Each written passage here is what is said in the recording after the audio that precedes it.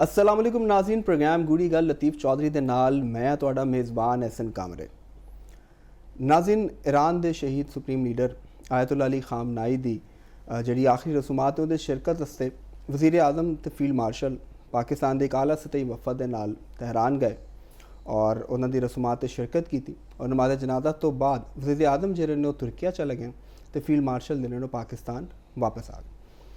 तो एक बड़ी ईरान दे वास्ते इस वक्त एक बड़ी अहम चीज़ है क्योंकि इसराइल की तरफों धमकी भी दी गई। कल भी असीं उहदे बड़ी तफसील दे नाल डिस्कस कीता सी ते इस वक्त यह मामला दे उत्ते अज दे प्रोग्राम च डिस्कस करांगे कि जिहड़ी उन्हां दे आखिरी रसूमात इन्हां दी किन्नी सिग्निफिकेंस है ईरान दे विच, इहदे नाल लोकां दे जज्बात और दूजी तरफ जिहड़े अमरीका दे नाल मुज़ाकरात ने इन्हां दे उत्ते की असरात होणगे। दूसरा पाकिस्तान दी जिहड़ी सियासत है ਉਹਦੇ ਵਾਲਿਆਂ ਨਾਲ ਵੀ ਗੱਲ ਕਰਾਂਗੇ क्योंकि पाकिस्तान तहरीक इंसाफ ने आज़ाद कश्मीर के इलैक्शनस ਜਿਹੜੇ ਨੇ ਉਹਨਾਂ ਤੇ ਬਾਈਕਾਟ ਦਾ फैसला ਕੀਤਾ ਤੇ ਇਹਦੇ ਨਾਲ ਪਾਕਿस्तान 'ਚ ਅਫਸੋਸਨਾਕ ਵਾਕਿਆਤ ਜਿਹੜੇ ਨੇ ਹੋਏ ਨੇ ਜਿਹਦੇ 'ਚ ਪਹਿਲੇ ਕਾਨਾ ਦੇ ਵਿੱਚ ਇੱਕ ਟਿਊਸ਼ਨ ਸੈਂਟਰ ਦੀ ਬਿਲਡਿੰਗ ਜਿਹੜੀ ਉਹ ਡਿੱਗੀ, ਉਹਦੇ 'ਚ ਬੱਚਿਆਂ ਦੀ ਮੌਤ ਹੋਈ ਤੇ ਕੱਲ ਭਗਵਾਨਪੁਰਾ ਦੇ ਵਿੱਚ ਵੀ ਇੱਕ ਸਕੂਲ ਦੇ ਨਾਲ ਬਿਲਡਿੰਗ ਜਿਹੜੀ ਉਹ ਡਿੱਗੀ ਤੇ ਉੱਥੇ ਵੀ ਇੱਕ ਬੱਚਾ ਜਿਹੜਾ ਉਹ ਜਾਨ ਬਹਕ ਹੋਇਆ। ਤੇ ਹੁਣ ਸੁਣਨ 'ਚ ਆ ਰਿਹਾ कि जी अकैडमी और ट्यूशन सेंटर्स ने हुकूमत उन्होंने खिलाफ भी एक्शन लैन जा रही है। जो लाहौर के कोई 14,000 के करीब अकैडमी तो ट्यूशन सेंटर ने जिन्होंने बंद करने का कोई फैसला भी मुतवक्का है तो उत्ते भी डिस्कस करांगे। तो चलने हैं लतीफ़ चौधरी साहब वाल। चौधरी साहब अस्सलाम वालेकुम। वालेकुम सलाम। की हाल है जी? जी बिल्कुल ठीक ठाक हो जी।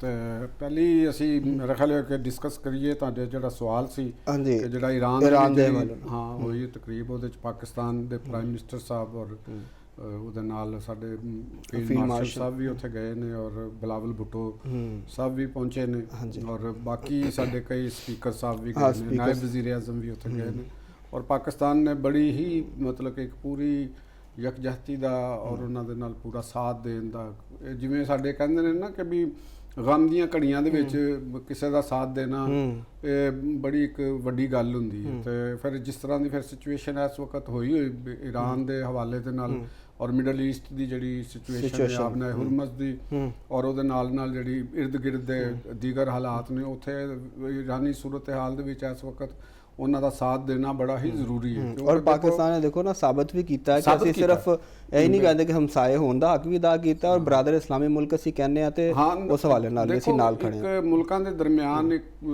ਰਿਲੇਸ਼ਨਸ਼ਿਪ ਹੁੰਦੇ ਨੇ, ਅਕਵਾਮ ਦੇ ਦਰਮਿਆਨ ਇੱਕ ਰਿਲੇਸ਼ਨਸ਼ਿਪ ਹੁੰਦੇ ਨੇ ਤੇ ਉਹ ਅਸੀਂ ਪੂਰਾ ਦੇਖੋ ਕਿ ਯੂਰਪ ਦੇ ਲੋਕਾਂ ਨੂੰ ਦਾਵਤ ਨਹੀਂ ਦਿੱਤੀ ਗਈ, ਯੂਰਪ ਦੇ ਮੁਲਕਾਂ ਨੂੰ ਨਹੀਂ ਦਾਵਤ ਦਿੱਤੀ ਗਈ ਕਿ ਵੀ ਤੁਸੀਂ ਸ਼ਰੀਕ ਹੋ। ਤੇ ਐਸੇ ਤਰ੍ਹਾਂ ਹੀ ਬਹੁਤ ਸਾਰੇ ਦੀਗਰ ਮੁਲਕਾਂ ਦੀਆਂ ਜਿਹੜੀਆਂ ਲੋਕ ਨੇ ਪਾਵਰਸ ਨੇ ਉਹ ਵੀ ਨਹੀਂ ਵਿੱਚੋਂ, ਕਈ ਅਰਬ ਮੁਲਕਾਂ ਦੇ ਜਿਹੜੇ ਨੇ ਉਹਨਾਂ ਨੇ ਵੀ ਨਹੀਂ ਸੀ ਆਉਣਾ, ਨਾ ਹੀ ਦਾਵਤਾਂ ਦਿੱਤੀਆਂ ਗਈਆਂ।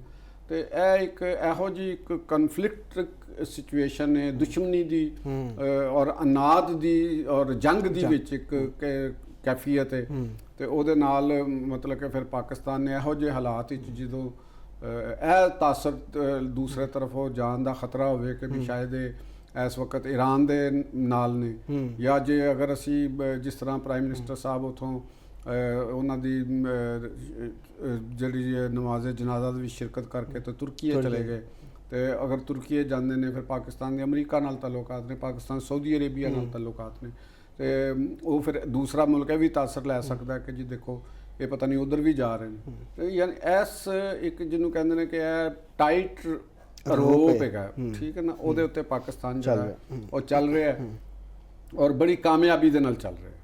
ਨੋ ਡਾਊਟ ਇਹਦੇ ਵਿੱਚ ਪਾਕਿस्तान ਦੇ ਜਿਹੜੀ ਪਾਲਿਸੀ ਮੇਕਰਸ ਨੇ ਜਿਨ੍ਹਾਂ ਨੇ ਜਿਹੜੇ ਇਸ ਵਕਤ ਮੁਲਕ ਦੇ ਖਾਰਜਾ ਪਾਲਿਸੀ ਨੂੰ ਚਲਾ ਰਹੇ ਨੇ ਜਿਹੜੇ ਲੋਕ ਨੇ ਔਰ ਸਾਡੀ ਜਿਹੜੀ ਕਿਆਦਤ ਹੈ ਉਹ ਇਹ ਜ਼ਿਹਨ ਦੇ ਵਿੱਚ ਰੱਖਣਾ ਕਿ ਜਿਸ ਵਕਤ ਮੁਲਕ ਦੀ ਪੂਰੀ ਕਿਆਦਤ ਜਿਹੜੀ ਹੈ ਇਸ ਵਕਤ ਅਗਰ ਕੋਈ ਡਿਸੀਜਨ ਲੈ ਰਹੀ ਹੈ ਸਭ ਤੋਂ ਇਸ ਵਕਤ ਜਿਹੜੀ ਸਿਚੁਏਸ਼ਨ ਹੈ, ਦੇਖੋ ਕਈ ਮੁਲਕ ਦੇ ਅੰਦਰ ਕਈ ਚੀਜ਼ਾਂ ਦੇ ਹਵਾਲੇ ਨਾਲ ਮੁਖਾਲਫਤਾਂ ਹੋਣਗੀਆਂ ਲੇਕਿਨ ਮੁਲਕ ਦੀ ਜਿੰਨੀ ਵੀ ਇਸ ਵੇਲੇ ਮੋਸਟਲੀ 90% ਕਹਿ ਲਓ ਇੱਕ ਪੋਲੀਟੀਕਲ ਕਿਆਦਤ ਜਿਹੜੀ ਹੈ ਔਰ ਉਹ ਅਗਰ ਇਕੱਠੇ ਚੱਲ ਰਹੀ ਹੈ ਕਿਸੇ ਵੀ ਜੋ ਵੀ ਡਿਸੀਜਨ ਮੇਕਿੰਗ ਇਸ ਵਕਤ ਹੋ ਰਹੀ ਹੈ।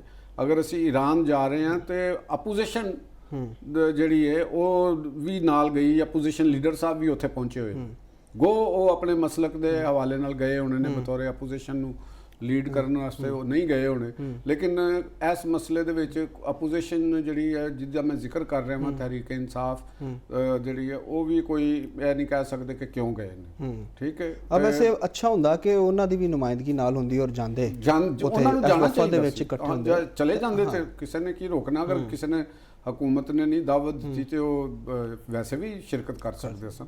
ਬਹਰਹਾਲ ਇਹ ਇਸ਼ੂ ਅਸੀਂ ਨਹੀਂ ਇਸ ਵਕਤ ਡਿਸਕਸ ਕਰ ਰਹੇ ਅਸੀਂ ਜਿਹੜੀ ਇਹਦੀ ਸਿਗਨੀਫੀਕੈਂਸ ਹੈ। ਇਸ ਸਵਾਲ ਹੈ ਵੇ ਕਿ ਇੰਨੀ ਦੇਰ ਨਾਲ ਤਦਫੀਨ ਹੋਈ ਦਾ ਤਦਫੀਨ ਹੋਣੀ ਹੈ ਜੀ, ਔਰ ਉਹਨਾਂ ਦੀ ਜਿਹੜੀ ਤਕਰੀਬਾਤ ਦਾ ਆਗਾਜ਼ ਉਹਨਾਂ ਨੇ ਕਰ ਦਿੱਤਾ ਤੇ ਇਹ ਕਿਉਂ ਕੀਤਾ ਗਿਆ, ਇਹਦੇ ਤੇ ਵੀ ਅਸੀਂ ਡਿਸਕਸ ਕਰ ਚੁੱਕੇ ਹਾਂ। ਔਰ ਸਭ 28 ਫਰਵਰੀ ਸੀ ਨਾ ਜਦੋਂ ਕੰਪਾਊਂਡ ਤੇ ਹਮਲਾ ਹੋਇਆ ਸੀ, 28 ਫਰਵਰੀ ਦੇ ਵਿੱਚ ਉਸੇ ਦਿਨ ਹੀ ਉਹਨਾਂ ਦੀ ਜਿਹੜੀ ਸੀ ਉਹ ਸ਼ਹਾਦਤ ਹੋ ਗਈ ਸੀ। ਤੇ ਅੱਜ ਜਿਹੜੀ ਹੁਣ ਉਹਨਾਂ ਦੀ ਤਕਰੀਬਾਤ ਸਮਝੋ ਸ਼ੁਰੂ ਹੋ ਗਈਆਂ ਤੇ ਉਹਨਾਂ ਨੇ ਹੁਣ ਸਮਝੋ ਤਦਫੀਨ ਹੋ ਜਾਏਗੀ ਕਿ ਇੱਕ ਪ੍ਰੋਸੈਸ ਜਿਹੜਾ ਉਹਨਾਂ ਦਾ ਜਿਹੜਾ ਇਮਾਨਤ ਜ਼ਮੀਨ ਦੀ ਔਰ ਖਾਕ ਦੀ ਜਿਹੜੀ ਉਹ ਉਹਨਾਂ ਦੇ ਸਪੁਰਦ ਹੋ ਜਾਏਗੀ। ਤੇ ਲੇਕਿਨ ਜਿਹੜੀਆਂ ਤਲਖ ਯਾਦਾਂ ਜਾਂ ਤਲਖ ਹਕਾਇਕ ਨੇ, ਜ਼ਖਮ ਨੇ, ਉਹ ਤੇ ਜ਼ਿੰਦਾ ਰਹਿਣੇ ਨੇ।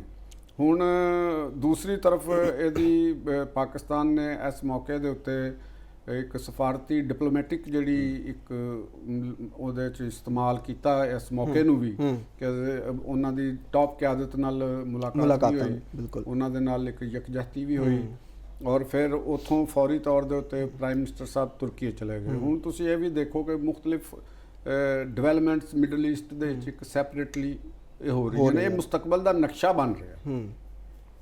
ਮਿਡਲ ਈਸਟ ਵਿੱਚ ਇਸ ਵਕਤ ਜੋ ਕੁਝ ਹੋ ਰਿਹਾ ਹੈ ਇਹ ਆਉਣ ਵਾਲੇ ਵਕਤ ਦੀ ਸਖਬੰਦੀ ਹੋ ਰਹੀ ਹੈ। ਬਿਲਕੁਲ, ਔਰ ਹਰ ਗੁਜ਼ਰਦੇ ਦਿਨ ਦੇ ਨਾਲ ਚੀਜ਼ਾਂ ਚੇਂਜ ਹੋ ਰਹੀਆਂ ਨੇ, ਉਹ ਚੇਂਜ ਹੋ ਰਹੀਆਂ ਨੇ, ਵਾਜ਼ੇ ਹੋ ਰਹੀਆਂ ਨੇ, ਉਹਨਾਂ ਦੇ ਖਦੋ ਖਾਲ ਸਾਹਮਣੇ ਵਾਜ਼ੇ ਆ ਰਹੇ ਨੇ।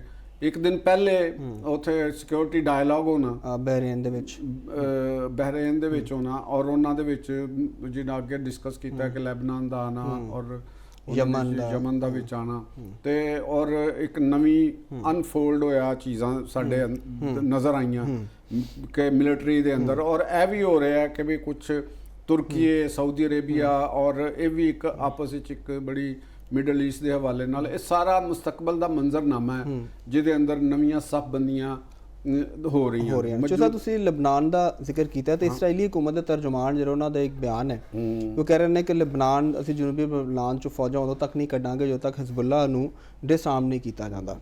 ਤੇ ਇਹ ਹੁਣ ਮੁਤਾਲਬਾ ਜਿਹੜਾ ਵੇ ਇਹਦੇ ਕੋਈ ਮੁਜ਼ਾਕਰਾਤ ਦੇ ਉੱਤੇ ਵੀ ਅਸਰਾਤ ਹੋ ਸਕਦੇ? ਦੇਖੋ, ਈਰਾਨ ਤੇ ਲਏਗਾ ਨਾ ਸਾਈਡ। ਈਰਾਨ ਦੀ ਕਿਆਦਤ ਨੇ ਜਿਹੜਾ ਸਾਈਡ ਲਈ ਹੈ, ਈਰਾਨ ਦੀ ਕਿਆਦਤ ਦੀ ਔਰ ਉਹਨਾਂ ਦੇ ਜਿਹੜੀ ਪਾਲਿਸੀ ਸਾਜ਼ਾਂ ਦੇ ਜਿਹੜੇ ਡਿਸੀਜਨ ਨੇ, ਖਾਸ ਤੌਰ ਤੇ ਜਿਹੜੇ ਪਾਸਦਾਰਾਨ ਦੇ ਨਾਲ ਔਰ ਜਿਹੜਾ ਕੈਂਪ ਹੈਗਾ ਉਹਨਾਂ ਦੇ ਰਹਿਬਰ ਆਲਾ ਦੇ ਨਾਲ, ਤੇ ਉਹ ਇਸ ਜੰਗ ਨੂੰ ਪਹਿਲੀ ਤੇ ਗੱਲ ਹੈ ਕਿ ਆਪਣੇ ਅੰਦਰੂਨੇ ਮੁਲਕ ਆਪਣੀ ਸੋਲੀਡੈਰਿਟੀ ਵਾਸਤੇ ਔਰ ਆਪਣੀ ਜਿਹੜੀ ਅੰਦਰ ਜਿਹੜੀ ਮੁਖਾਲਫਤਾਂ ਨੇ ਉਹਨਾਂ ਨੂੰ ਬਿਲਕੁਲ ਮਾਰਜਨਲਾਈਜ਼ ਕਰਨ ਵਾਸਤੇ ਉਹਨਾਂ ਨੇ ਇਹ ਇੱਕ ਕੋਸ਼ਿਸ਼ ਕਰ ਰਹੇ ਨੇ ਕਿ ਅਸੀਂ ਅੰਦਰੂਨੀ ਤੌਰ ਦੇ ਉੱਤੇ ਜਿਹੜੇ ਸਾਡੇ ਅਗੇਂਸਟ ਚੀਜ਼ ਹੈ ਜਾਂ ਉਹਨਾਂ ਦੇ ਉੱਤੇ ਦਬਾਅ ਇੰਨਾ ਵੱਧ ਜਾਏ, ਇੰਨਾ ਪ੍ਰੈਸ਼ਰ ਆ ਜਾਏ ਕਿ ਬਾਹਰ ਇਹ ਮੈਸੇਜ ਚਲਾ ਜਾਏ ਕਿ ਔਰ ਇਹ ਮੈਸੇਜ ਹੋ ਕਿ ਵੀ ਅਸੀਂ ਮੁਕੰਮਲ ਅਥਾਰਟੀ ਰੱਖ ਰਹੇ ਹਾਂ ਈਰਾਨ ਦੇ ਅਮੂਰ ਦੇ ਉੱਤੇ, ਉਹਨਾਂ ਦੀ ਪੂਰੀ ਦਾਖਲੀ ਤੌਰ ਦੇ ਉੱਤੇ ਵੀ ਆਰ ਮਤਲਬ ਸਟਰੋਂਗ ਇਨ ਪੋਜੀਸ਼ਨ। ਔਰ ਇਹ ਵੀ ਕਹਿ ਸਕਦੇ ਹਾਂ ਕਿ ਜਿਹੜਾ ਜਵਾਬ ਵੀ ਅਮਰੀਕਾ ਨੂੰ, ਕਿਉਂਕਿ ਅਮਰੀਕਨ ਪ੍ਰੈਜ਼ੀਡੈਂਟ ਨੇ ਕਿਹਾ ਸੀ ਕਿ ਲੋਕ ਉਹਨਾਂ ਦੇ ਖਿਲਾਫ ਸੜਕਾਂ ਤੇ ਨਿਕਲ ਆਉਣ, ਉਹਦੇ ਜਵਾਬ ਦੇ ਤੌਰ ਤੇ ਬਿਲਕੁਲ ਉਹਨਾਂ ਦੀ ਇਹੋ ਹੀ ਸਟ੍ਰੈਟਜੀ ਹੈ ਕਿ ਕੱਲ ਨੂੰ ਇਹ ਮੈਸੇਜ ਦਿੱਤਾ ਜਾਵੇ ਕਿ ਅਗਰ ਕੋਈ ਫੋਰਸ ਇੰਟਰਨੈਸ਼ਨਲ ਫੋਰਸ ਜਾਂ ਇਹ ਸੋਚ ਰਹੇ ਨੇ ਕਿ ਅਸੀਂ ਕੱਲ ਫਰਜ਼ ਕਰੋ ਕਿ ਮੁਜ਼ਾਕਰਾਤ ਬ੍ਰੇਕ ਹੋ ਜਾਂਦੇ ਨੇ, ਚੀਜ਼ਾਂ ਇਮਕਾਨ ਹਰ ਤਰਫ ਬਰਾਬਰ ਹੁੰਦੇ ਨੇ, ਜੰਗ ਦੇ ਵਿੱਚ ਕੁਝ ਵੀ ਹੋ ਸਕਦਾ ਤੇ ਉੱਥੇ ਗਰਾਊਂਡ ਫੋਰਸਿਸ ਉਤਾਰਨ ਦੀ ਕੋਸ਼ਿਸ਼ ਕਰਦੇ ਨੇ ਤੇ ਗਰਾਊਂਡ ਫੋਰਸਿਸ ਦੇ ਕਾਊਂਟਰ ਕਰਨ ਵਾਸਤੇ ਈਰਾਨ ਆਪਣੀ ਇਰਾਨੀ ਰਜੀਮ ਇੱਕ ਹਿਊਮਨ ਸ਼ੀਲਡ ਉਹਨਾਂ ਦੇ ਅੱਗੇ ਰੱਖਣਾ ਚਾਹੁੰਦੀ ਹੈ ਤਾਂ ਕਿ ਐਡੀ ਕੁ ਵੱਡੀ ਇੱਕ ਉਹਨਾਂ ਦੇ ਸਾਹਮਣੇ ਅਵਾਮੀ ਦੀਵਾਰ ਆ ਜਾਏ ਕਿ ਉਹ ਅੰਦਰੂਨੇ ਉਹ ਸੋਚ ਹੀ ਨਾ ਸਕਣ ਕਿ ਅਸੀਂ ਇੱਥੇ ਰਜੀਮ ਚੇਂਜ ਕਰਨੀ ਹੈ ਬਾਈ ਫੁੱਟ, ਯਾਨੀ ਅਸੀਂ ਗਰਾਊਂਡ ਫੋਰਸਿਸ ਦੇ ਜ਼ਰੀਏ ਮੈਸੇਜ ਦੇਣਾ ਕਿ ਆਵਾਮ ਸਾਡੇ ਨਾਲ ਪੋਸੀਬਲ ਨਹੀਂ ਹੈ। ਤੇ ਉਹਨਾਂ ਨੇ ਉਸ ਸਟ੍ਰੈਟਜੀ ਦੇ ਤਹਿਤ ਜਿਹੜੇ ਉਹਨਾਂ ਦੇ ਰਹਿਬਰ ਆਲਾ ਸ਼ਹੀਦ ਹੋਏ ਨੇ ਉਹਨਾਂ ਦੇ ਜਨਾਜ਼ੇ ਨੂੰ ਇੱਕ ਪੋਲੀਟੀਸਾਈਜ਼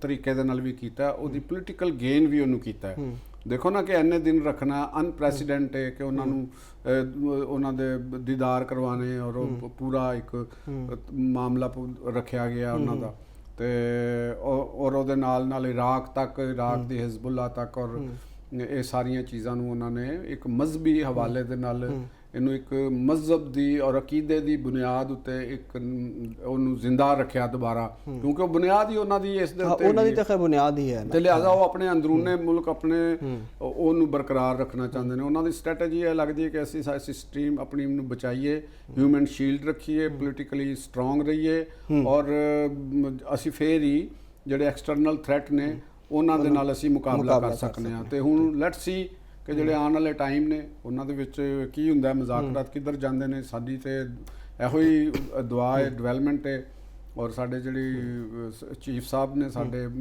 ਫੀਲਡ ਮਾਰਸ਼ਲ ਔਰ ਵਜ਼ੀਰ ਆਜ਼ਮ ਸਾਹਿਬ ਨੇ ਔਰ ਇਹ ਵੀ ਇੱਕ ਖੁਸ਼ਾਇੰਦ ਹੈ ਕਿ ਜਿਹੜੇ ਉਹਨਾਂ ਦੇ ਪ੍ਰੈਜ਼ੀਡੈਂਟ ਨੇ, ਵਜ਼ੀਰ ਖਾਰਜਾ ਨੇ ਔਰ ਉਹਨਾਂ ਦੇ ਸਪੀਕਰ ਨੇ, ਇਹ ਇਹਨਾਂ ਦੀ ਵੀ ਇੱਕ ਸਟਰੈਂਥ ਸ਼ੋ ਹੋਈ ਹੈ। ਮੈਨੂੰ ਲੱਗਿਆ ਕਿ ਉਹਨਾਂ ਦਾ ਦਿਨ ਬ ਦਿਨ ਈਰਾਨ ਦੇ ਇੰਟਰਨਲੀ ਵੀ ਰੋਲ ਦੇ ਵਿੱਚ ਇਜ਼ਾਫਾ ਹੋ ਰਿਹਾ। ਅਗਰ ਐਸਾ ਹੋਇਆ तो फिर मुज़ाकरात मैनू लग रहा है कि सूरत हाल आने वाले दिनों के बेहतर भी होएगी। ठीक होगा जो सब नाज़रीन प्रोग्राम च वक्त एक ब्रेक दा, ब्रेक तो बाद जो वापस आवांगे तो मुल्की सियासी सूरत हाल के उत्ते गल करेंगे। खास तौर पर पाकिस्तान तहरीक इंसाफ ने जो आज़ाद कश्मीर के इलैक्शन का बायकॉट किया उहदे उत्ते गल करांगे। साडे नाल जुड़े रहो।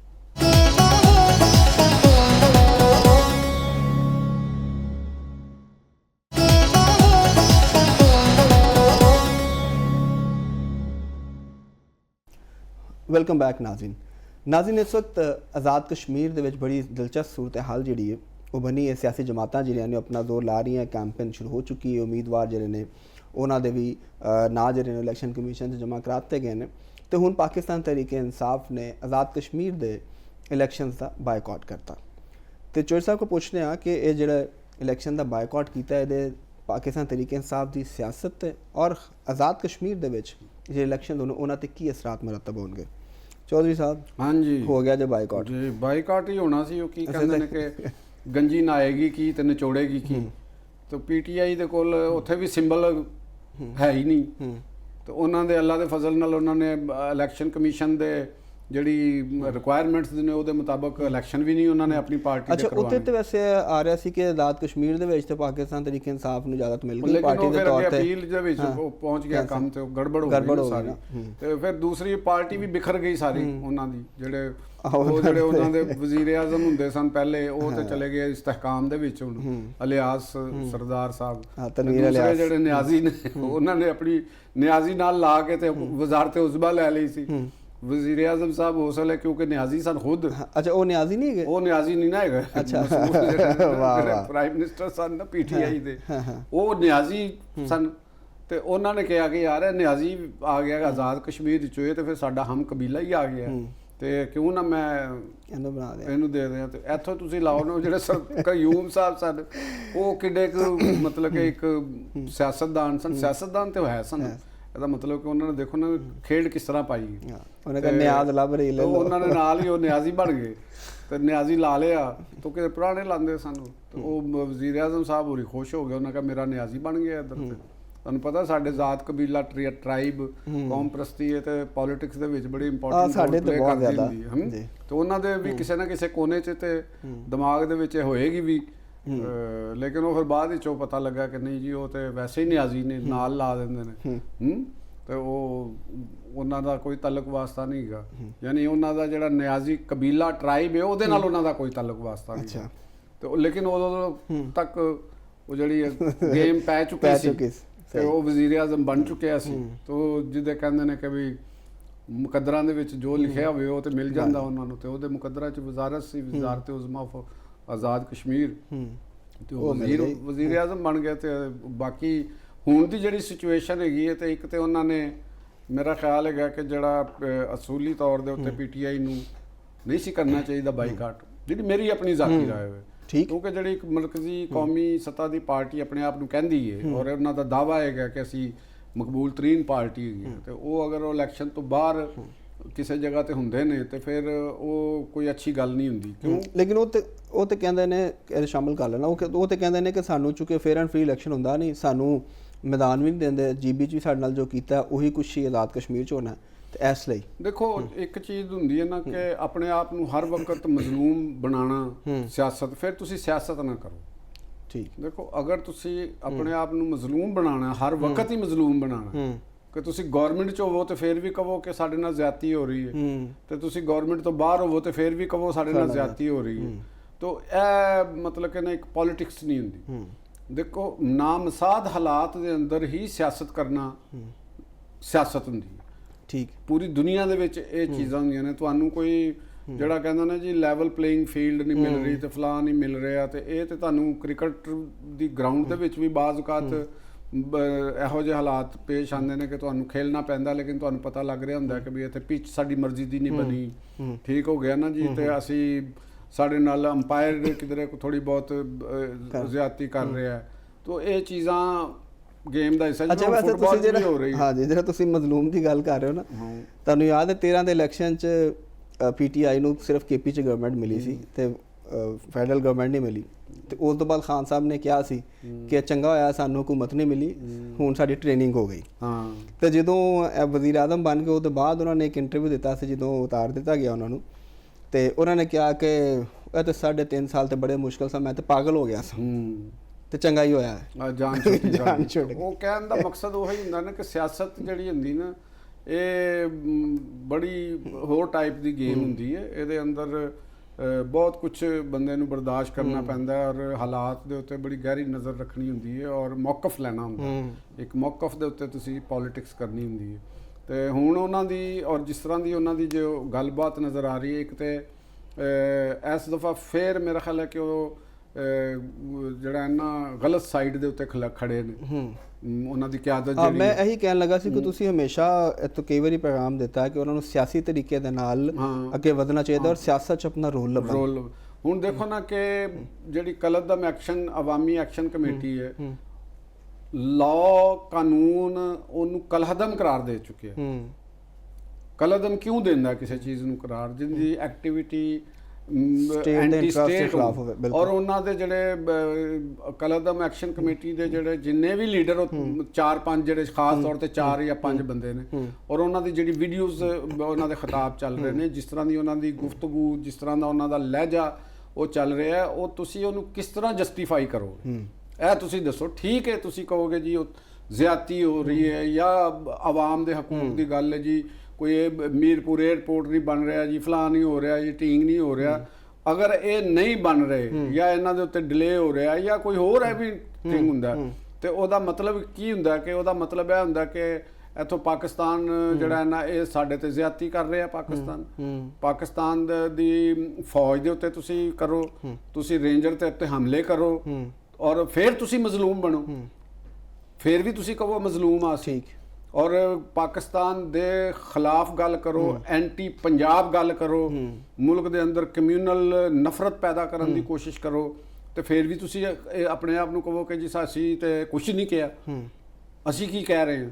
ਮਤਲਬ ਕਿ ਪੰਜਾਬ ਨਾਲ ਕੀ ਨਫ਼ਰਤ ਹੈ? ਵੈਸੇ ਪੰਜਾਬ ਦੇ ਨਾਲ ਪੰਜਾਬ ਦੇ ਵਿੱਚ ਤੇ ਸਾਰੇ ਇੱਥੇ ਆਉਂਦੇ ਨੇ, ਸਾਨੂੰ ਤਾਂ ਫਰਕ ਨਹੀਂ ਵੈਸੇ ਪੈਂਦਾ ਇੱਥੇ ਜਿਹੜਾ ਮਰਜ਼ੀ ਆਵੇ ਕੰਮ ਕਰਦਾ, ਅਸੀਂ ਤਾਂ ਕਦੇ ਸੋਚ ਵੀ ਨਹੀਂ ਆਈ ਸਾਨੂੰ ਨਹੀਂ ਹੋਣਾ ਚਾਹੀਦਾ। ਮੈਨੂੰ ਇਹਦੇ 'ਚ ਮੈਂ ਇੱਕ ਲਫ਼ਜ਼ੀ ਗੱਲ ਕਰ ਦਿੰਦਾ ਜੀ। ਪੰਜਾਬ ਦੀ ਜਿਹੜੀ ਤਰੱਕੀ ਹੈ ਉਹਦੀ ਬੁਨਿਆਦ ਮਿਡਲ ਕਲਾਸ ਹੈ। ਠੀਕ। Expansion of middle class. ਇੱਥੇ ਮਿਡਲ ਕਲਾਸ ਦਾ ਸਾਈਜ਼ ਵੱਡਾ ਹੋਇਆ, ਇੱਥੇ ਪ੍ਰੋਫੈਸ਼ਨਲ ਦਾ ਸਾਈਜ਼ ਵੱਡਾ ਹੋਇਆ, ਯਾਨੀ ਇੱਥੇ ਲਾਹੌਰ 'ਚ ਤੁਹਾਨੂੰ ਵਕੀਲ ਨਜ਼ਰ ਆਉਣਗੇ, ਅਕਾਊਂਟੈਂਟ ਨਜ਼ਰ ਆਉਣਗੇ, ਇੰਜੀਨੀਅਰ ਨਜ਼ਰ ਆਉਣਗੇ, ਡਾਕਟਰ ਨਜ਼ਰ ਆਉਣਗੇ, ਉਸ ਤੋਂ ਬਾਅਦ ਮੋਟਰ ਮਕੈਨਿਕ ਨਜ਼ਰ ਆਉਣਗੇ, ਇਲੈਕਟ੍ਰੀਸ਼ੀਅਨ ਨਜ਼ਰ ਆਉਣਗੇ। ਯਾਨੀ ਕਿ ਜਿਹੜਾ ਪ੍ਰੋਫੈਸ਼ਨਲ ਤਬਕਾ ਵੀ ਹੈ ਉਹਨੇ ਵੀ ਮਿਡਲ ਕਲਾਸ ਨੂੰ ਫੈਲਾਓ ਕੀਤਾ। ਉਸ ਤੋਂ ਬਾਅਦ ਫਿਰ ਮੁਖਤਲਿਫ ਦਫ਼ਤਰਾਂ ਦੇ ਵਿੱਚ ਮੁਲਾਜ਼ਮ ਨੇ, IT ਦੇ ਸ਼ੋਬੇ ਦੇ ਮੁਲਾਜ਼ਮ ਨੇ, ਯਾਨੀ ਇਹ ਉਹ ਤਬਕਾ ਹੈ ਜਿਹੜਾ ਸਰਮਾਇਆਦਾਰ ਨਹੀਂ ਹੈਗਾ, ਇਹ ਵਰਕਿੰਗ ਕਲਾਸ ਹੈਗੀ।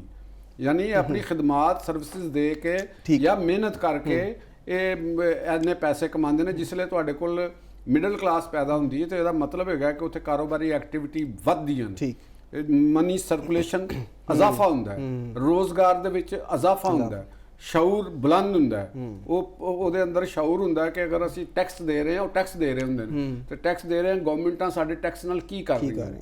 ਠੀਕ। ਜਦ ਕਿ ਇਸ ਮਿਡਲ ਕਲਾਸ ਤੋਂ ਖੌਫਜ਼ਦਾ ਹੈ ਪਾਕਿਸਤਾਨ ਦਾ ਜਾਗੀਰਦਾਰ, ਠੀਕ ਹੈ। ਟਰਾਈਬਲ ਐਲਡਰਸ, ਪਾਕਿਸਤਾਨ ਦੇ ਜਿਹੜੇ ਨਾਮ ਨਿਹਾਦ ਉਲਮਾ ਜਿਹੜੇ ਨੇ ਸਿਆਸਤ ਵਿੱਚ, ਸਿਆਸੀ ਉਲਮਾ ਜਿਨ੍ਹਾਂ ਨੇ ਇੱਕ ਮਜ਼ਹਬ ਦੇ ਨਾਂ ਦੇ ਉੱਤੇ ਇੱਕ ਨੈਰੇਟਿਵ ਬਣਾ ਕੇ ਆਪਣੀਆਂ ਇਜਾਰਾਦਾਰੀਆਂ ਬਣਾਈਆਂ ਨੇ।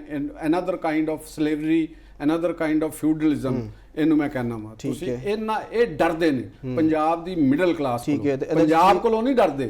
ਪੰਜਾਬ 'ਚ ਤਾਂ ਖੁਦ ਰਹਿਣਾ ਚਾਹੁੰਦੇ ਨੇ, ਕਾਰੋਬਾਰ ਇੱਥੇ ਕਰਦੇ। ਕਾਂਪਰਸ ਜਿਹੜੇ ਸਿਆਸਤਦਾਨ ਨੇ ਉਹ ਵੀ ਇਹੋ ਹੀ ਨੇ। ਦੇਖੋ ਕੌਮਪ੍ਰਸਤੀ ਦੇ ਨਾਂ ਦੇ ਉੱਤੇ ਜਿਹੜੇ ਹੁਣ ਮਹਿਮੂਦ ਅਚਕਜ਼ਈ ਉਹ ਮਸ਼ਰ ਲਾਂਦਾ ਆਪਣੇ ਨਾਲ।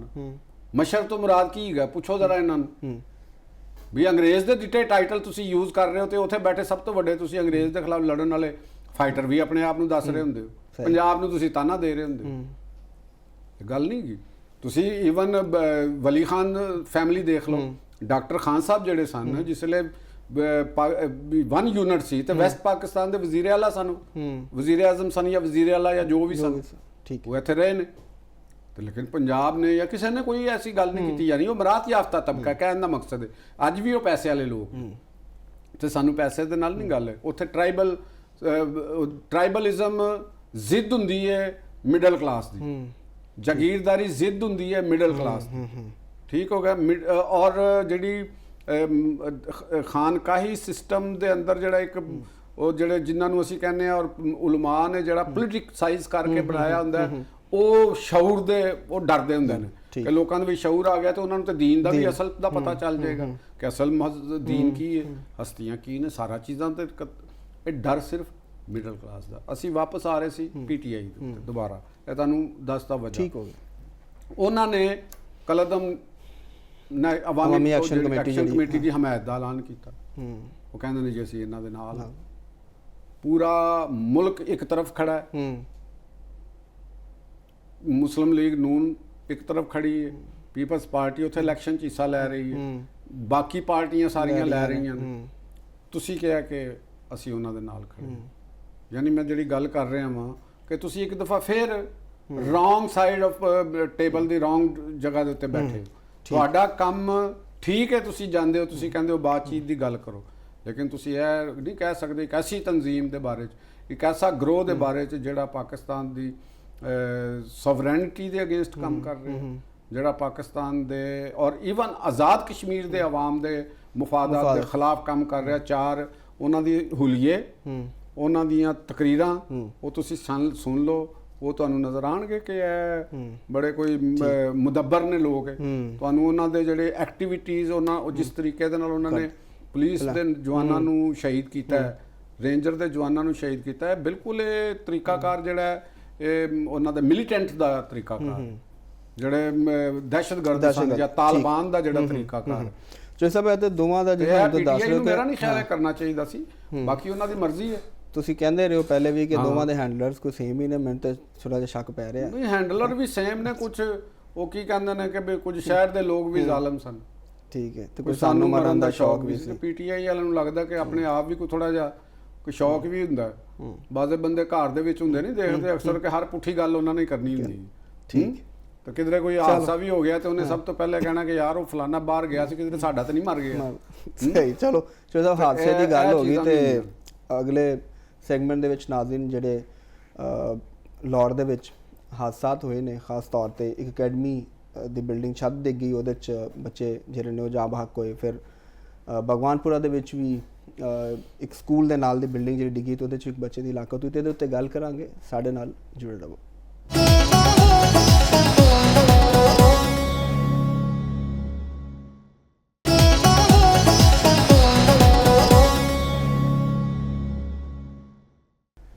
Welcome back Nazreen.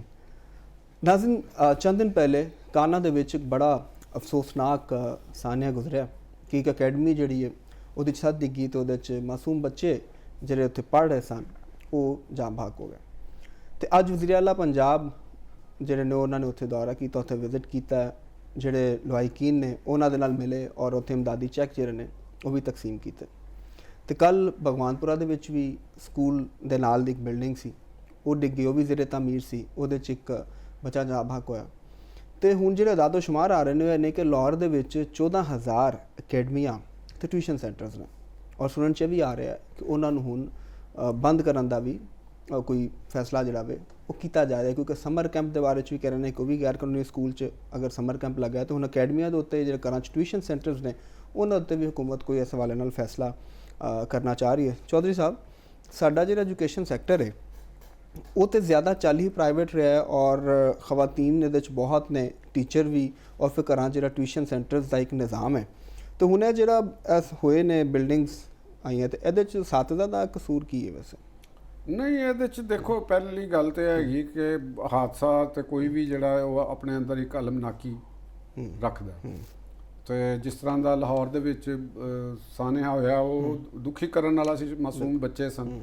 ਤੇ ਔਰ ਦੂਸਰਾ ਫਿਰ ਬਾਗਬਾਨਪੁਰਾ ਦੇ ਅੰਦਰ ਵੀ ਇੱਕ ਬੱਚੇ ਦੀ ਜਿਹੜੀ ਉਹ ਮੌਤ ਹੋਈ। ਮੈਂ ਤੇ ਉਹਨਾਂ ਨੂੰ ਬੱਚਿਆਂ ਨੂੰ ਵੀ ਸ਼ਹੀਦੀ ਕਹਾਂਗਾ ਤੇ ਅਫਸੋਸਨਾਕ ਹੈ ਜੀ। ਔਰ ਵਜ਼ੀਰ ਆਲਾ ਪੰਜਾਬ ਮੁਹਤਰਮਾ ਮਰੀਮ ਨਵਾਜ਼ ਸਾਹਿਬਾ ਨੇ ਵੀ ਗਈਆਂ ਨੇ, ਉਹਨਾਂ ਨੇ ਬੜੇ ਉਹਦੇ ਤੇ ਦੁੱਖ ਔਰ ਕਰਬ ਦਾ ਇਜ਼ਹਾਰ ਕੀਤਾ ਹੈ। ਔਰ ਲੇਕਿਨ ਅਸਲ ਸਵਾਲ ਜਿਹੜਾ ਹੈ ਨਾ ਉਹ ਕਹਿੰਦੇ ਨੇ ਨਾ ਕਿ ਮੈਂ ਕਿਸਕੇ ਹਾथ पे अपना लहू तलाश करूं। हादसे ਤੇ ਹੋ ਗਏ ਨੇ, ਹੁਣ ਮਸਲਾ ਹੈਗਾ ਕਿ ਇਹਦੇ ਜ਼ਿੰਮੇਦਾਰ ਕੌਣ ਨੇ। ਜ਼ਿੰਮੇਦਾਰ ਕੌਣ ਨੇ? ਸਾਨੂੰ ਬਜ਼ਾਹਰ ਨਜ਼ਰ ਆਉਂਦਾ ਪੁਲਿਸ ਨੇ ਜੋ ਰਿਪੋਰਟਾਂ ਦਰਜ ਕਰ ਲਈਆਂ, ਘਰ ਦੇ ਮਾਲਕ ਦੇ ਉੱਤੇ ਕਰ ਲਈਆਂ ਤੇ ਉਹ ਫਲਾਣ ਟੀਚਰ ਦੇ ਉੱਤੇ ਵੀ ਹੋ ਗਈ, ਟੀਚਰ ਦੇ ਉੱਤੇ ਕਰ ਲਈਆਂ। ਤੇ ਹੁਣ ਅਗਰ ਉਹ ਜਿਹੜੀ ਟੀਚਰ ਦੀ ਤੁਸੀਂ ਉਹ ਤੋਂ ਖਾਤੂਨ ਹੈ ਉਹਦਾ ਗੁਫ਼ਤਗੂ ਸੁਣੀ ਹੋਵੇ ਤੇ ਉਹਦੇ ਅੰਦਰ ਉਹ ਇੱਕ ਮਾਂ ਦੀ ਤਰ੍ਹਾਂ ਦਾ ਵੀ ਇੱਕ ਜਜ਼ਬਾ ਵੀ ਸੀ, ਜਿਸ ਤਰ੍ਹਾਂ ਦਾ ਸੀ। ਤੇ ਇਹ ਕੋਈ ਦੁਸ਼ਮਣੀ ਦਾ ਸ਼ਾਖਸਾਨਾ ਵੀ ਨਹੀਂ ਸੀ। ਤੇ ਇਹ ਇੱਕ ਗੁਰਬਤ ਦਾ ਇੱਕ ਬੜਾ ਵੱਡਾ ਇੱਕ ਭਿਆਨਕ ਚਿਹਰਾ ਵਿਖਾਇਆ ਕਿ ਇੱਕ ਗੁਰਬਤ ਹੈ, ਸ਼ਊਰ ਹੈ, ਬੱਚਿਆਂ ਨੂੰ ਪੜ੍ਹਾਉਣ ਦਾ ਇੱਕ ਜ਼ਰੀਆ ਰੋਜ਼ਗਾਰ ਹੈ। ਤੇ ਉਹਦੇ ਬਾਅਦ ਘਰ ਦੀ ਛੱਤ ਵੀ ਕੱਚੀ ਹੈ ਤੇ ਕੱਚੀਆਂ ਛੱਤਾਂ ਡਿੱਗਦੀਆਂ ਹੁੰਦੀਆਂ ਤੇ ਗੱਲ ਟੀਆਰ ਦੀ ਛੱਤ ਸੀ। ਹਾਂ, ਤੇ ਉਤੋਂ ਮੌਨਸੂਨ ਹੈ ਜੋ ਆਗਾਜ਼ ਹੋ ਰਿਹਾ ਤੇ ਇਹ ਅਲਮੀਆਂ ਹੈ ਸਾਡੇ। ਮੈਂ ਇਹ ਸਮਝਦਾ ਵਾਂ ਕਿ ਇਹ ਸਾਡੇ ਪੂਰੇ ਸਿਸਟਮ ਦਾ ਇੱਕ ਅਲਮੀਆ, ਸਾਡੇ ਸਿਸਟਮ ਦੀ ਗੱਲ ਹੈ। ਉਹਦੀ ਵਜ੍ਹਾ ਕਿਉਂ ਹੈ? ਵਜ੍ਹਾ ਮੈਂ ਕਿਸ ਵਾਸਤੇ ਕਹਿ ਰਿਹਾ ਹਾਂ ਤੁਹਾਨੂੰ, ਤੁਸੀਂ ਖੁਦ ਵੀ ਤਾਲੀਮ ਦੇ ਨਾਲ ਬੜਾ ਤਾਲੁਕ ਹੈ ਤੁਹਾਡਾ, ਤੁਸੀਂ ਪੜ੍ਹਾਉਂਦੇ ਵੀ ਹੋ, ਤੁਹਾਨੂੰ ਇਹਦੇ ਨਾਲ ਬੜਾ ਹੈ ਵੀ ਹੈ। ਉਹ ਤੁਸੀਂ ਨੋਟ ਕੀਤਾ ਹੋਣਾ। ਪਹਿਲੀ ਗੱਲ ਤੇ ਹੈਗੀ ਹੈ ਕਿ ਟਿਊਸ਼ਨ ਪੜ੍ਹਾਉਣ ਦਾ, ਘਰ ਦੇ ਵਿੱਚ ਪੜ੍ਹਾਉਣ ਦਾ ਇੱਕ ਕਲਚਰ ਇੱਕ ਬੜਾ ਯੂਨੀਵਰਸਲ ਹੈਗਾ। ਬੱਚੇ ਹਮੇਸ਼ਾ ਦੂਸਰਿਆਂ ਦੇ ਘਰਾਂ ਦੇ ਵਿੱਚ ਜਿਹੜੇ ਥੋੜੀ ਬਹੁਤ ਪੜ੍ਹੇ ਲਿਖੇ ਹੁੰਦੇ ਉਹਨੂੰ ਬਤੌਰ ਨੇਕੀ ਸਮਝ ਕੇ ਵੀ ਪੜ੍ਹਾਉਂਦੇ ਕਿ ਚਲੋ ਯਾਰ ਸਾਨੂੰ ਪੈਸੇ ਵੀ ਮਿਲ ਜਾਣਗੇ। ਨੇਕੀ ਵਾਲਿदैन ਖੁਦ ਬੱਚਿਆਂ ਨੂੰ, ਕੋਈ ਘਰ ਦੇ ਕਿਸੇ ਮਹੱਲੇ ਦੇ ਵਿੱਚ ਕੋਈ ਪੜ੍ਹੀ ਲਿਖੀ ਬੱਚੀ ਹੈ ਜਾਂ ਕੋਈ ਬੰਦਾ ਹੈ ਜਾਂ ਲੜਕਾ ਹੈ, ਯੰਗ ਸਟੂਡੈਂਟ ਹੈ, ਤੇ ਉਹ ਛੋਟੇ ਬੱਚਿਆਂ ਨੂੰ ਲੈ ਕੇ ਪੜ੍ਹਾਉਂਦਾ। ਤੁਸੀਂ ਮੈਂ ਆਪ ਪੜ੍ਹਾਉਂਦਾ ਰਿਹਾ ਵਾਂ ਉੱਥੇ ਉਹ ਵੇਲਾਂ ਦੇ ਮਹੱਲੇਦਾਰ ਕਿਹੜਾ ਬੱਚਾ ਲਾਏ ਕੇ ਉਹ ਜ਼ਬਰਦਸਤੀ ਛੱਡ ਜਾਂਦਾ ਕਿ ਪੜ੍ਹਾ ਦਿਓ, ਮਹੱਲੇ ਵਾਲੇ ਕਹਿੰਦੇ ਚਲੋ ਬਗੈਰ ਫੀਸ ਦੇ ਵੀ ਪੜ੍ਹਾ ਦੇ। ਤੇ ਤੁਸੀਂ ਬੇਸ਼ੁਮਾਰ ਵਲੰਟੀਅਰਸ ਨੇ ਜਿਹੜੇ ਉਹਨਾਂ ਨੇ ਕੱਚੇ ਦਰਖਤਾਂ ਥੱਲੇ ਬੈਠ ਕੇ ਬੱਚਿਆਂ ਨੂੰ ਪੜ੍ਹਾਉਂਦੇ ਨੇ, ਉਹ ਆਪਣੇ ਇਸਲਾਮ ਸਕੂਲਸ ਬਣਾਏ ਨੇ ਉਹਨਾਂ ਨੇ, ਉਹ ਉਹਨਾਂ ਨੂੰ ਪੜ੍ਹਾਉਂਦੇ ਨੇ। ਪੂਰੀ ਦੁਨੀਆ 'ਚ ਕਲਚਰ ਹੈ। ਅਫਰੀਕਾ ਚਲੇ ਜਾਓ ਤੁਸੀਂ, ਇੰਡੀਆ 'ਚ ਚਲੇ ਜਾਓ, ਪਾਕਿਸਤਾਨ 'ਚ ਚਲੇ ਜਾਓ, ਅਫਗਾਨਿਸਤਾਨ ਦਾ ਮੈਨੂੰ ਪਤਾ ਕੋਈ ਨਹੀਂ ਕਿ ਉਹਨਾਂ ਦੇ ਵਿੱਚ ਮੈਨੂੰ ਨਹੀਂ ਲੱਗਦਾ ਕਿ ਉੱਥੇ ਅੱਲਾ ਦੇ ਫਜ਼ਲ ਨਾਲ ਇਸ ਤਰ੍ਹਾਂ ਦਾ ਸ਼ਊਰ ਹੋਏਗਾ। ਬਹਰਹਾਲ ਅਸੀਂ ਆਪਣੀ ਗੱਲ ਕਰਨੇ ਹਾਂ ਤੇ ਉਹ ਇਹ ਚੀਜ਼ਾਂ ਨੇ। ਹੁਣ ਸਵਾਲ ਇਹ ਹੈਗਾ ਕਿ ਤੁਸੀਂ ਗੌਰ ਕਰੋ, ਇਹ ਸਬਜੈਕਟ ਅਗਰ ਅਸੀਂ ਗਵਰਨਮੈਂਟ ਕਰਨੇ ਆ ਪੰਜਾਬ ਦੀ ਜਾਂ ਜਿੰਨੇ ਵੀ ਸੂਬਾਈ ਡਿਪਾਰਟਮੈਂਟ ਨੇ ਸਾਡੇ, ਸਿੰਧ ਦੇ ਨੇ, ਬਲੋਚਿਸਤਾਨ ਦੇ ਨੇ, KP ਦੇ ਨੇ। ਹੁਣ ਦੇਖੋ ਇੱਥੇ ਕੱਚਾ ਘਰ ਡਿੱਗਿਆ, ਕੱਚਾ ਘਰ ਬਣ ਰਿਹਾ ਹੈ, ਛੱਤ ਬਣ ਰਹੀ ਹੈ, ਨਵਾਂ ਘਰ ਤਾਮੀਰ ਹੋ ਰਿਹਾ ਹੈ, ਸਭ ਦੇ ਸਾਡੇ ਕਾਨੂੰਨ ਦੇ ਵਿੱਚ ਅਸੂਲੋ ਜ਼ਾਬਤ ਦਰਜ ਨੇ। ਬਿਲਕੁਲ ਉਹਨਾਂ ਦੇ ਮਹਿਕਮੇ ਮੌਜੂਦ ਨੇ। ਅੱਗ ਲੱਗ ਜਾਂਦੀ ਹੈ ਤੇ ਅੱਗ ਬੁਝਾਉਣ ਵਾਸਤੇ ਮਹਿਕਮਾ ਫਾਇਰ ਬ੍ਰਿਗੇਡ ਮੌਜੂਦ, ਉਹਦੇ ਵਿੱਚ ਅਫਸਰ ਨੇ, ਅਫਸਰਾਂ ਦੇ ਕੋਲ ਗੱਡੀਆਂ ਨੇ, ਉਹਨਾਂ ਦੇ ਕੋਲ ਸਹੂਲਤਾਂ ਨੇ, ਸਰਕਾਰੀ ਖਜ਼ਾਨੇ 'ਚੋਂ ਪੈਸੇ ਮਿਲਦੇ ਨੇ। ਤੇ ਕਿੰਨੀ ਵਾਰੀ ਅੱਗਾਂ ਲੱਗੀਆਂ ਨੇ, ਅੱਗ ਆਪਣੇ ਆਪ ਹੀ ਬੁਝੀ ਹੈ, ਫਾਇਰ ਬ੍ਰਿਗੇਡ ਨੇ ਨਹੀਂ ਬੁਝਾਈ। ਹੁਣ ਆ ਕੇ ਥੋੜਾ ਜਿਹਾ ਕੁਝ ਬਿਹਤਰ ਹੈ, ਹੁਣ ਆ ਕੇ ਥੋੜਾ ਜਿਹਾ ਤਵੱਜਾ ਹੋਈ ਜਦੋਂ ਬਹੁਤ ਜ਼ਿਆਦਾ ਕ੍ਰਿਟਿਸਿਜ਼ਮ ਸ਼ੁਰੂ ਹੋਇਆ। ਇਹੋ ਹੀ ਅੱਗੇ ਆ ਗਈ ਮਿਡਲ ਕਲਾਸ ਦੀ ਗੱਲ ਕਿ ਪੰਜਾਬ ਕਿਉਂ ਥੋੜਾ ਜਿਹਾ ਬਿਹਤਰ ਹੈਗਾ ਕਿ ਇੱਥੇ ਮਿਡਲ ਕਲਾਸ ਹੈ। ਅੱਜ ਵੀ ਸਾਡਾ ਤਾਲੁਕ ਇੱਕ ਮਿਡਲ ਕਲਾਸ ਨਾਲ ਹੈ, ਅਸੀਂ ਇਹਦੇ ਤੇ ਕਰ ਰਹੇ ਹਾਂ। ਠੀਕ। ਤੇ ਹੁਣ ਤੁਸੀਂ ਦੇਖੋ ਕਿ ਬਿਲਡਿੰਗ ਡਿਪਾਰਟਮੈਂਟ ਮੌਜੂਦ ਹੈ, ਹੂੰ ਹਾਊਸਿੰਗ ਡਿਪਾਰਟਮੈਂਟ ਮੌਜੂਦ ਹੈ। ਹੁਣ ਤਾਂ ਬਲਕਿ এনवायरमेंट ਪ੍ਰੋਟੈਕਸ਼ਨ ਅਥਾਰਟੀ ਨੂੰ ਵੀ ਨਾਲ ਸਰਵੇ ਦਾ ਦਿੱਤਾ ਹੈ ਉਹਨਾਂ ਨੇ, ਹਾਂ ਕਿ ਜਿੱਥੇ ਕੰਸਟਰਕਸ਼ਨ ਹੋ ਰਹੀ ਹੈ ਹੁਣ ਐਸਓਪੀਜ਼ ਇੱਕ ਐਲਡੀਏ ਵੀ ਮੌਜੂਦ ਹੈ, ਲਾਹੌਰ ਡਿਵੈਲਪਮੈਂਟ ਅਥਾਰਟੀ, ਠੀਕ ਹੋ ਗਿਆ ਜੀ। ਉਹ ਇੱਕ ਆਪਣੀ ਬਾਦਸ਼ਾਹਤ ਹੈ, ਔਰ ਉਹਦੇ ਨਾਲ ਜਿਹੜੀ ਮਿਊਨਿਸਪਲ ਕਾਰਪੋਰੇਸ਼ਨ ਦੇ ਜਿਹੜੇ ਏਰੀਆਜ਼ ਨੇ ਉੱਥੇ ਵੀ ਇੱਕ ਪੂਰਾ ਅਦਾਰਾ ਮੌਜੂਦ ਹੈ, ਉਹਨਾਂ ਦੇ ਮੁਲਾਜ਼ਮ ਮੌਜੂਦ ਨੇ, ਉਹਨਾਂ ਦੀਆਂ ਤਨਖਾਹਾਂ ਮੌਜੂਦ ਨੇ। ਅਗਰ ਇਹ ਤੁਸੀਂ ਸਾਰੇ ਇਕੱਠੇ ਕਰ ਲਓ ਤੇ ਤੁਹਾਨੂੰ ਇਹਨਾਂ ਦੀ ਤਾਦਾਦ ਹਜ਼ਾਰਾਂ ਦੇ ਵਿੱਚ ਨਜ਼ਰ ਆਏਗੀ ਜੀ। ਸਰਕਾਰੀ ਮੁਲਾਜ਼ਮਾਂ ਦੀ, ਇੱਕ ਹੈਲਪਰ ਤੋਂ ਲੈ ਕੇ ਇੱਕ ਚਪੜਾਸੀ ਤੋਂ ਲੈ ਕੇ ਤੇ ਇੱਕ ਗ੍ਰੇਡ 22 21 20 ਦੇ ਅਫਸਰਾਂ ਤੱਕ ਇਹ ਸਾਰੇ ਡਿਪਾਰਟਮੈਂਟਾਂ ਦੇ ਅੰਦਰ ਉਹ ਤਨਖਾਹਾਂ ਜਾ ਰਹੀਆਂ। ਅੱਛਾ, ਵੈਸੇ ਸਾਹਿਬ ਐਸਾ ਵੀ ਨਹੀਂ ਕਿ ਸੁੱਤੇ ਨੇ, ਤੁਸੀਂ ਮਲਬਾ ਸੁੱਟੋ ਆ ਜਾਂਦੇ ਨੇ ਬਈ ਉਸੇ ਵਕਤ ਹੀ ਤੁਹਾਨੂੰ ਤੁਸੀਂ ਦੀਵਾਰ ਕਰ ਰਹੇ ਹੋ ਨਾ ਤੇ ਕਾਰਪੋਰੇਸ਼ਨ ਵਾਲਾ ਪਹੁੰਚ ਗਿਆ ਹੋਣਾ, ਹਾਂਜੀ ਲਾਓ ਜੀ ਲਿਆਓ ਸਾਨੂੰ ਪੈਸੇ ਦਿਓ। ਔਰ ਪੂਰੇ ਲਾਹੌਰ ਦੇ ਵਿੱਚ ਅੱਲਾ ਦੇ ਫਜ਼ਲ ਨਾਲ ਨਕਸ਼ਾ ਨਹੀਂ ਜੇਗਾ, ਜਿੰਨੇ ਮਿਊਨਿਸਪਲ ਕਾਰਪੋਰੇਸ਼ਨ ਦੇ ਏਰੀਆਜ਼ ਨੇ ਲਾਹੌਰ ਸਾਰਾ ਬਣ ਚੁੱਕਿਆ ਹੈ, ਨਕਸ਼ਾ ਕਿਸੇ ਦਾ ਨਹੀਂ ਜੇਗਾ, ਬਿਲਡਿੰਗ ਕੰਟਰੋਲ ਦੇ ਅਮਲ ਕਿਸੇ ਦਾ ਨਹੀਂ ਜੇਗਾ। ਤੁਸੀਂ ਲਾਹੌਰ ਦੇ ਅਨਾਰਕਲੀ ਸ਼ਹਿਰ ਬਾਜ਼ਾਰ ਦੇ ਅੰਦਰ ਚਲੇ ਜਾਓ, ਤੁਸੀਂ ਜੈਨ ਮੰਦਿਰ ਤੋਂ ਆ ਜਾਓ, ਜੈਨ ਮੰਦਿਰ ਤੋਂ ਪੁਰਾਣੀ ਅਨਾਰਕਲੀ ਪੁਰਾਣੀ ਦਰ ਦੇ ਮਾਲ ਰੋਡ ਕ੍ਰਾਸ ਕਰੋ ਤੇ ਤੁਸੀਂ ਚਲੇ ਜਾਓ ਸਿੱਧਾ, ਤੁਹਾਨੂੰ ਉੱਥੇ ਪਬਲਿਕ ਬਾਥਰੂਮ ਨਹੀਂ ਨਜ਼ਰ ਆਏਗਾ, ਐਂਡ ਤੁਸੀਂ ਆਪ ਜਾ ਕੇ ਚੱਕਰ ਕਰ ਲਓ। ਨਹੀਂ ਹੈ ਟਾਇਲਟ ਨਹੀਂ ਹੈਗਾ।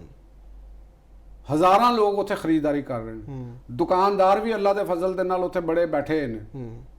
ਅਗਰ ਕਿਸੇ ਦੇ ਕੋਲ ਬਾਥਰੂਮ ਹੈਗਾ ਤੇ ਉਹ ਕਿਸੇ ਰੈਸਟੋਰੈਂਟ ਵਾਲੇ ਨੇ ਇਹ ਉਹ ਆਪਣੇ ਵਾਸਤੇ ਬਣਾਇਆ ਜਾਂ ਆਪਣੇ ਗਾਹਕ ਵਾਸਤੇ ਅੰਦਰ ਬਣਾਇਆ। ਜਿਹੜਾ ਉੱਥੇ ਪੈਦਲ ਵੈਂਡਰ ਹੈਗਾ ਜਾਂ ਉੱਥੇ ਜਾ ਰਿਹਾ ਉਹ ਕੀ ਕਰੇਗਾ, ਉਹ ਫਿਰ ਉੱਥੇ ਕਿਸੇ ਕੋਈ ਮਸਜਿਦ ਲੱਭੇਗਾ ਕਿ ਮਸਜਿਦ ਦੇ ਨਾਲ ਜਿਹੜਾ ਕੋਈ ਬਾਥਰੂਮ ਹੈਗਾ ਤੇ ਉੱਥੇ ਲੱਭਦਾ ਫਿਰੇਗਾ। ਜਿਹੜੇ ਨਵਾਂ ਆਂਦਾ ਬਾਹਰ ਦੇ ਸ਼ਹਿਰਾਂ 'ਚ ਉਹਨਾਂ ਨੂੰ ਪਤਾ ਹੀ ਨਹੀਂਗਾ ਵੀ ਕਿੱਥੇ ਜਾਣਾ। ਇਹ ਸਾਡੀ ਜਿਹੜੇ ਡਿਪਾਰਟਮੈਂਟਸ ਨੇ ਉਹਨਾਂ ਦੀ ਕਾਰਕਰਦਗੀ ਕਿ ਉਹਨਾਂ ਦੇ ਇਹ ਇੱਕ ਕਾਰਕਰਦਗੀ ਪੂਰਾ ਲਾਹੌਰ ਬਗੈਰ ਨਕਸ਼ੇ ਤੋਂ ਤਾਮੀਰ ਹੈ। ਐਲਡੀਏ ਦੀ ਆਬਾਦੀਆਂ ਦੇ ਅੰਦਰ ਚਲੇ ਜਾਓ, ਅਲਾਮਾ ਇਕਬਾਲ ਟਾਊਨ ਲਾਹੌਰ, ਜੌਹਰ ਟਾਊਨ ਚਲੇ ਜਾਓ, ਜੁਬਲੀ ਟਾਊਨ ਚਲੇ ਜਾਓ, ਕਿਸੇ ਜਗ੍ਹਾ ਦੇ ਉੱਤੇ ਤੁਸੀਂ ਚਲੇ ਜਾਓ, ਉੱਥੇ ਤੁਹਾਨੂੰ ਤਜਾਵਜ਼ਾਤ ਨਜ਼ਰ ਆਉਣਗੇ। ਉੱਥੇ ਲੋਕਾਂ ਨੇ ਦਰਵਾਜ਼ੇ 3-3 ਫੁੱਟ ਦਰਵਾਜ਼ੇ ਗੇਟ ਜਿਹੜੇ ਨੇ ਨਾ ਉਹ ਸੜਕ ਦੇ ਬਾਹਰ ਕੱਢ ਕੇ ਤੇ ਲਾਏ ਨੇ ਤਾਂ ਕਿ ਗੱਡੀ ਦੀ ਪਾਰਕਿੰਗ ਹੋ ਜਾਏ। ਹਾਂ ਤੇ ਫਿਰ ਅੱਗੇ ਸਲੋਪ ਵੀ ਹੈ, ਸਲੋਪ ਵੀ ਉਹ ਐਨੀ ਕੋ ਗਲੀ ਬਣੀ ਤੇ ਕਹਿਣ ਵਾਸਤੇ ਤਜਾਵਜ਼ਾਤ ਦੇ ਆਪਰੇਸ਼ਨ ਤੇ ਫਿਰ ਪੈਰਾ ਫੋਰਸ ਆ ਗਈ। ਰੇੜੀਆਂ ਤੋਂ ਹੁਣ ਦੁਬਾਰਾ ਚਲੇ ਜਾਓ, ਫੁੱਟਪਾਥਾਂ ਤੇ ਤੁਹਾਨੂੰ ਉਹ ਕਈ ਤੇ ਜਿਹੜੇ ਨੇ ਨਾ ਅੱਜ ਕੱਲ ਗਰਮੀਆਂ ਨੇ ਨਾ ਸ਼ਰਬਤ ਵੇਚ ਰਹੇ ਨੇ, ਰੇੜੀ ਲਾਈ ਹੈ ਨਾ ਤੇ ਉਹਨੇ ਫੁੱਟਪਾਥ ਦੇ ਉੱਤੇ ਬੈਠਾ ਹੈ ਤੇ ਰੱਖ ਕੇ ਨਾ ਤੇ ਉਹ ਆਪ ਉੱਥੇ ਬੈਠਾ ਹੈ, ਜੂਸ ਬਣਾ ਰਿਹਾ ਉੱਥੇ, ਜੂਸ ਬਣਾ ਰਿਹਾ। ਕਿਸੇ ਨੇ ਜੇ ਸਰਦੀਆਂ ਆ ਜਾਣਗੀਆਂ ਤਾਂ ਕਿਸੇ ਨੇ ਕੋਟ ਟੰਗਿਆ ਹੋਇਆ ਨਾ ਤੇ ਉਹ ਫੁੱਟਪਾਥ ਦੇ ਉੱਤੇ ਰੇੜੀ ਦੇ ਨਾਲ ਲਾ ਕੇ ਤੇ ਉੱਥੇ ਬਹਿ ਗਿਆ, ਦੁਕਾਨਦਾਰੀ ਕਰ ਰਿਹਾ, ਪੈਸੇ ਕਮਾ ਰਿਹਾ। ਪੁਲਿਸ ਦੀ ਗੱਡੀਆਂ ਵੀ ਕੋਲੋਂ ਲੰਘ ਰਹੀਆਂ ਨੇ। ਹੁਣ ਜਿਹੜਾ ਇੱਥੇ ਕੰਮ ਹੋਇਆ ਉਹਦਾ ਜ਼ਿੰਮੇਦਾਰ ਕੌਣ ਹੈ? ਅਸਲ ਤੇ ਸਵਾਲ ਹੈ ਹੀ ਮੈਂ ਉਹੀ ਗੱਲ ਕਰ ਰਿਹਾ ਕਿ ਉਹ ਸਿਸਟਮ ਹੈ।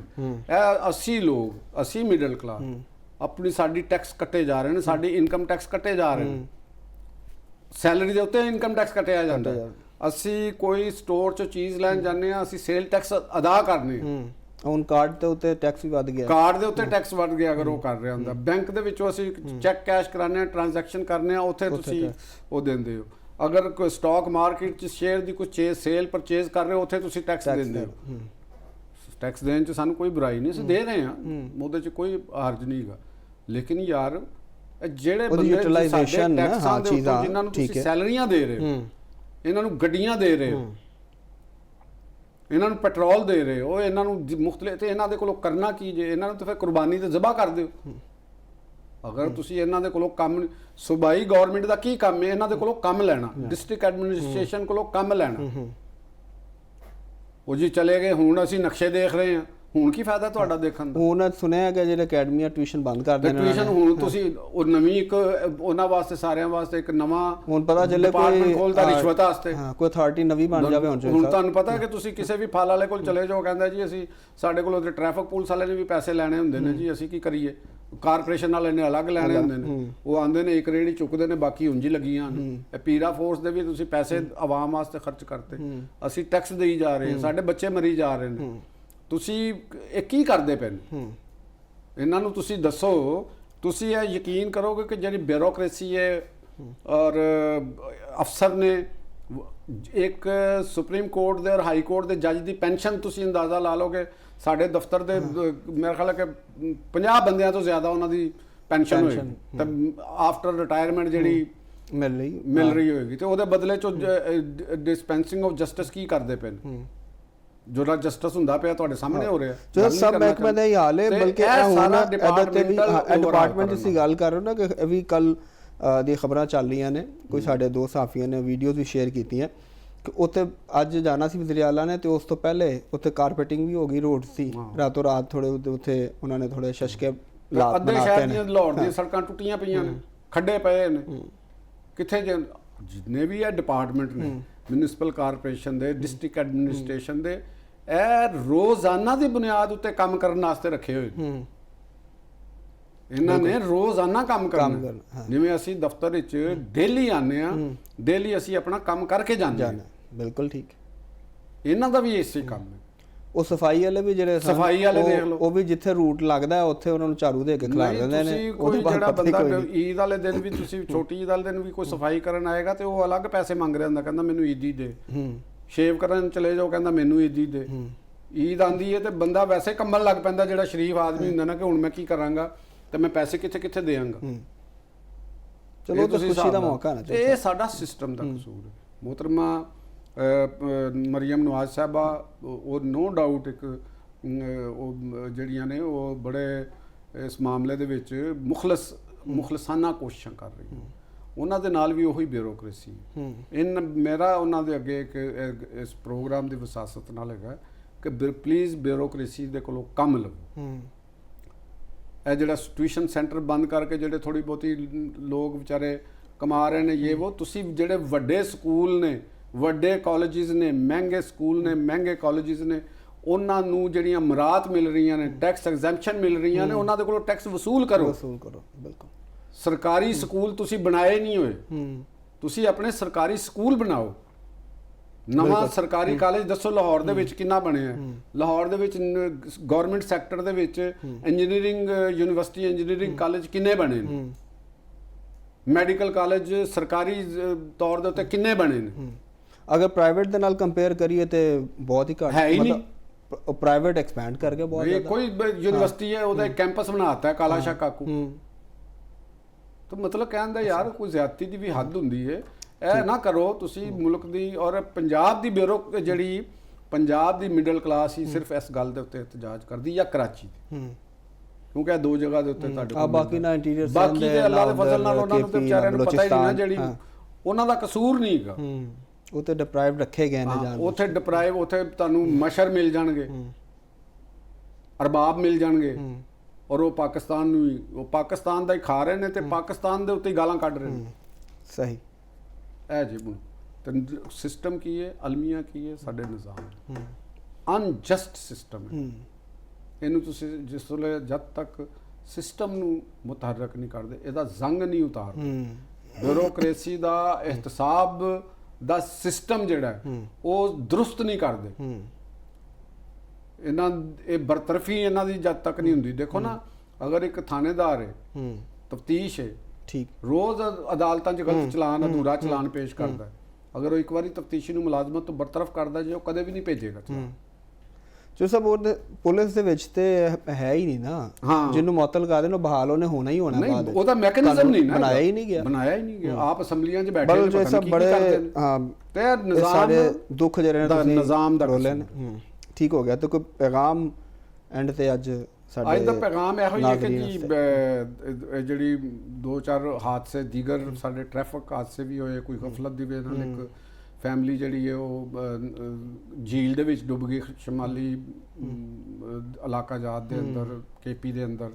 ਤੇ ਅੱਜ ਕੋਚ ਦਾ ਵੀ ਡੇਗੀ ਖਾਈ ਦੇ ਵਿੱਚ ਬਲੋਚਿਸਤਾਨ ਤੇ ਕੇਪੀ ਦੇ। ਇਹ ਲੋਕਾਂ ਅੱਗੇ ਅਪੀਲ ਹੈਗੀ ਹੈ ਕਿ ਤੁਸੀਂ ਮੌਨਸੂਨ ਦੇ ਵਿੱਚ ਖਾਸ ਤੌਰ ਦੇ ਉੱਤੇ ਮਾਊਂਟੇਨਸ ਏਰੀਆ ਦੇ ਅੰਦਰ ਸਫ਼ਰ ਨਾ ਕਰੋ ਔਰ ਇhtiyat ਕਰੋ, ਕਿਉਂਕਿ ਇਹ ਗੱਲ ਤੈਅ ਵੇ ਕਿ ਸਾਡੀਆਂ ਜਿੰਨੀਆਂ ਵੀ ਸੂਬਾਈ ਹਕੂਮਤਾਂ ਨੇ, ਉਹਨਾਂ ਨੇ ਟੂਰਿਜ਼ਮ ਦੇ ਹਵਾਲੇ ਨਾਲ, ਸਫ਼ਰ ਦੇ ਹਵਾਲੇ ਨਾਲ ਕਦੇ ਇਨਫਰਾਸਟ੍ਰਕਚਰ ਦੇ ਉੱਤੇ ਤਵੱਜਾ ਨਹੀਂ ਦਿੱਤੀ। ਇਸ ਚੀਜ਼ ਨੂੰ ਮੱਦੇਨਜ਼ਰ ਰੱਖੋ ਔਰ ਸਿਰਫ ਉਹਨਾਂ ਦਿਨਾਂ ਦੇ ਵਿੱਚ ਸਫ਼ਰ ਵਾਸਤੇ ਜਾਓ ਜਦੋਂ ਤੁਸੀਂ ਸਮਝੋ ਕਿ ਅਸੀਂ ਸੇਫ ਹੈਗੇ। ਠੀਕ ਹੋ ਗਿਆ। ਚੂ ਸਾਹਿਬ ਬਹੁਤ ਸ਼ੁਕਰੀਆ। ਨਾਜ਼ਰੀਨ, ਪ੍ਰੋਗਰਾਮ ਦਾ ਵਕਤ ਹੋ ਗਿਆ ਖਤਮ। ਸਾਨੂੰ ਤੇ ਸਾਡੀ ਪੂਰੀ ਟੀਮ ਨੂੰ ਦਿਓ ਇਜਾਜ਼ਤ। ਕੱਲ ਹਾਜ਼ਰ ਹੋਵਾਂਗੇ ਐਸੇ ਵੇਲੇ ਤੇ ਕਰਾਂਗੇ ਗੂੜੀ ਗੱਲ ਲਤੀਫ ਚੌਧਰੀ ਦੇ ਨਾਲ।